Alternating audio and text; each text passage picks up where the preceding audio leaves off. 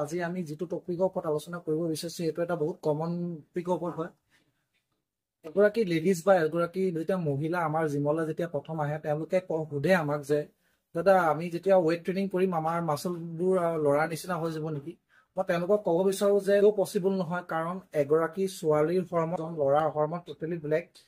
এগৰাকী ছোৱালীৰ testosterone level যিটো হৰমন সেই বস্তুটো একদম কম পৰিমাণে থাকে, কিন্তু এজন মেইলৰ মাজত সেই হৰমনটো বহুত পৰিমাণে বেছি দেখা যায়, যিহেতু যাৰ ফলতে আমাৰ মাসল বিল্ডিং হয়। মাসল বিল্ডিং যেতিয়া নেকি ল'ৰা এজন জিমলৈ আহে, যেতিয়া নেকি আপোনাৰ মাৰে, তেতিয়া চাব যে ল'ৰাবোৰৰ লাহে লাহে লাহে মাসলবোৰ ডেভেলপ হৈ যায়।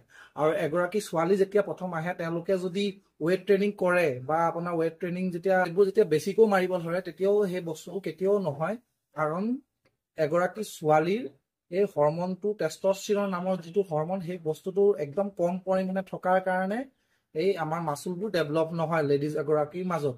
সেয়েহে লেডিজৰ টোন হয় আৰু এজন ল'ৰা যেতিয়া জিমলৈ আহে সিহঁতৰ মাসল বিল্ড হয়।